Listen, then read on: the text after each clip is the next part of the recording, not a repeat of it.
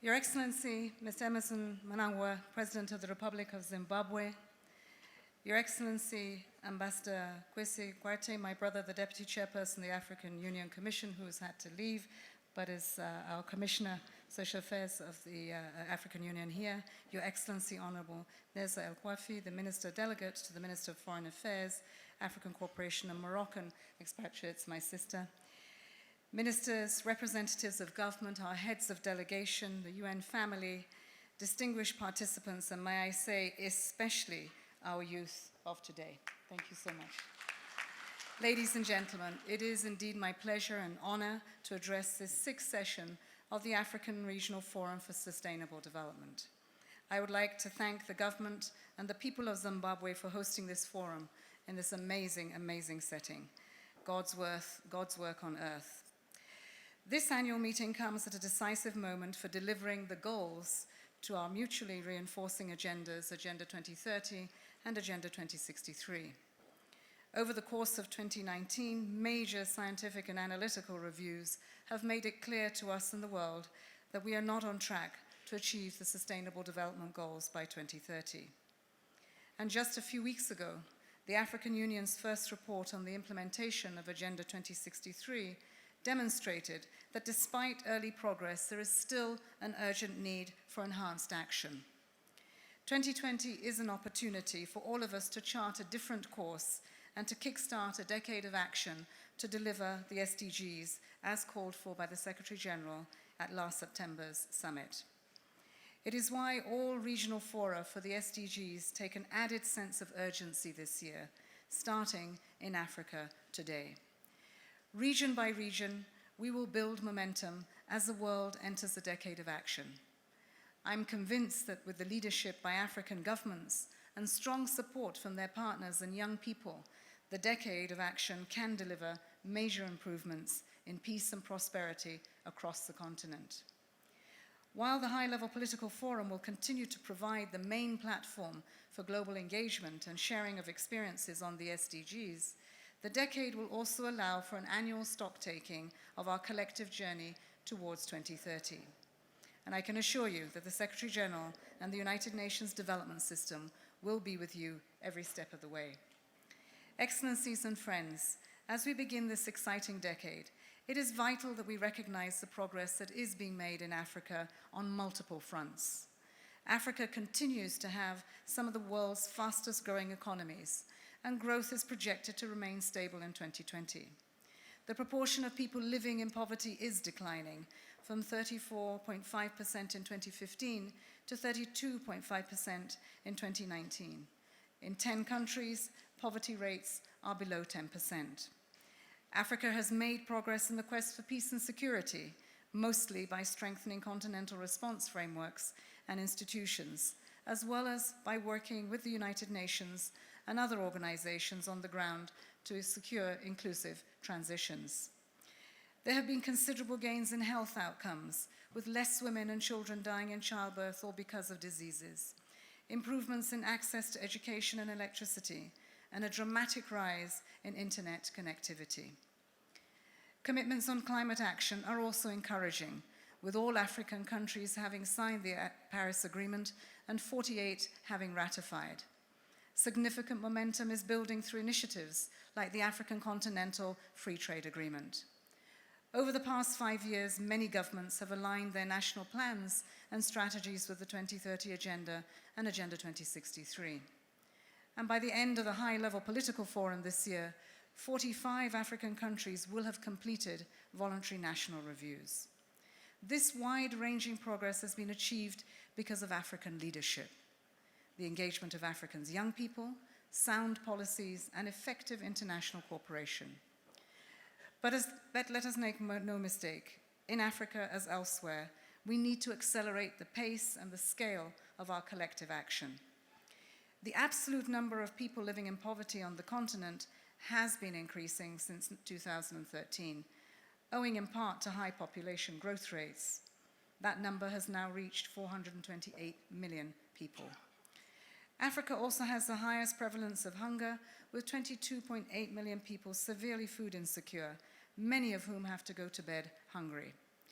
Income inequality is also high, and in most African countries, the rate of youth unemployment is more than twice that of its adults.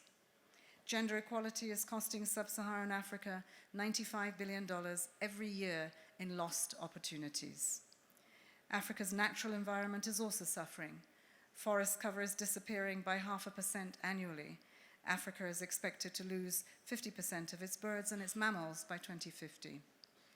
And the impacts of climate change are already being felt, with the destruction of cyclones Idai and Kenneth, the ongoing locust infestation across vast swaths of East Africa, and numerous underreported climate-linked crises from the Sahel through Zambia to Kenya and Madagascar.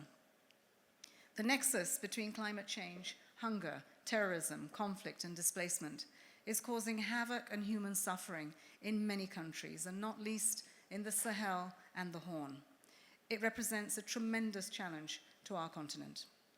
Excellencies, the scale of the task before us is immense, but the success of the SDGs depends on the success of Africa 2063. Just as China's remarkable achievements in lifting its people out of poverty contributed to major advances under the Millennium Development Goals, so can Agenda 2063 have similar impact on our SDGs. Action in just 14 African countries that have both populations of more than 10 million and more than 7 million people living in extreme poverty could reduce poverty by almost 80%. So it can be done. Success is possible, but only if we generate more ambition, more mobilization, and more solutions. Allow me to touch briefly on each of these imperatives. First, ambition. Since no country is on track to deliver by 2030, every country has to increase their ambition. That starts with national plans, with policies, budgets, and institutions that are commensurate with what it will take to deliver universal access to quality social services and an economy that provides decent jobs for everyone. It also requires national financing frameworks that support governments in mobilizing and aligning financing from all sources, urgently and at scale. As a continent with the lowest ratios of tax to gross domestic product, the potential to mobilize more domestic resources does exist. Through tax and fiscal policy reforms, better tax revenue management exists. Ambition also demands a full embrace of the SDGs by our partners in business, in technology, science, and in academia. And it requires the delivery of strong commitments at this year's major global meetings on climate change, biodiversity, sustainable transport and oceans, all of which are critical for Africa's future. The second imperative, mobilization. We need to see a stronger involvement of the general public for sustainable development. We need to do more to ensure that all Africans see their futures in the SDGs and the goals of Agenda 2063. With a staggering 3/4 of Africa's population under the age of 35, young people must be a central focus, and not just in terms of economic inclusion, but as drivers of those changes that these agendas demand. We've seen many examples of positive engagement of young people across the continent in recent years, whether relating to corruption, violence against women, or the incredible voice of our young person from Zimbabwe at COP25. We've seen that we need to do more to encourage and expand and harness such efforts. That includes creating space in policymaking and providing an enabling environment that allows their free expression and embraces their energy, ideas, and innovation. And I can tell you, I heard that from Zimbabweans and other children of East Africa, youth of East Africa, who spoke to us yesterday on technology, on science, on inclusion, on leadership.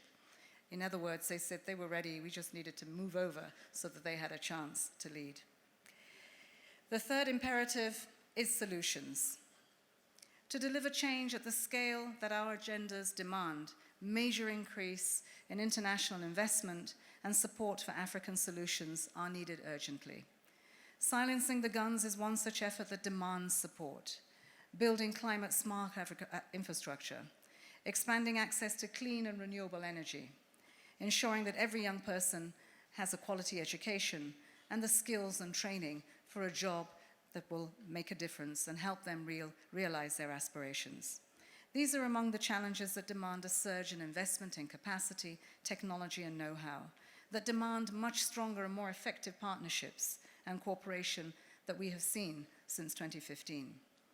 Excellencies and friends, in all of this, you can continue to count on the support of the United Nations family.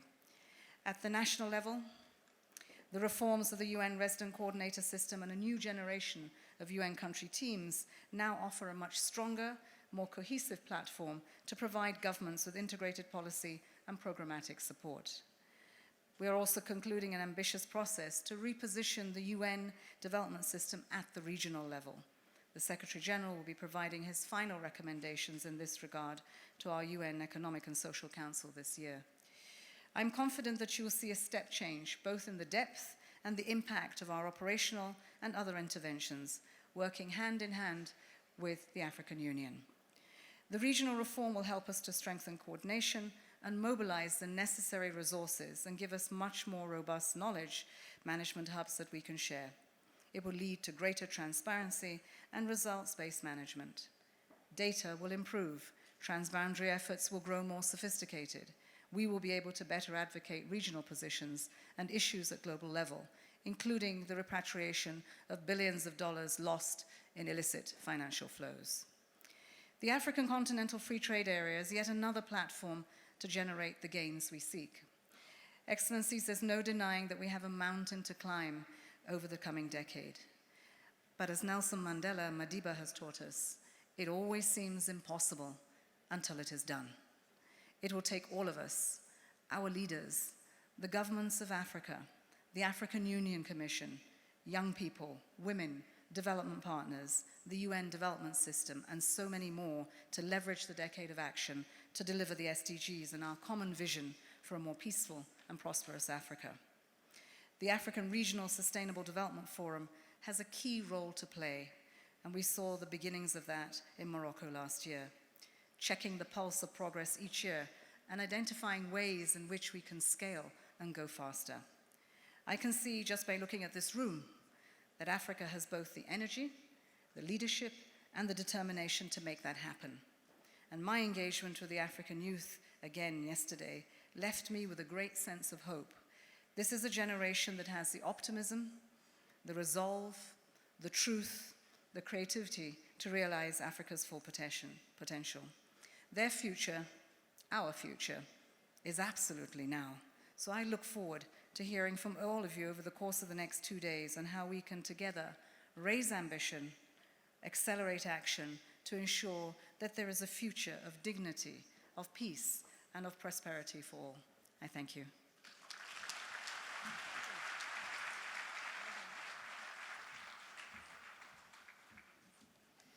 Another round of applause for the Deputy Secretary General.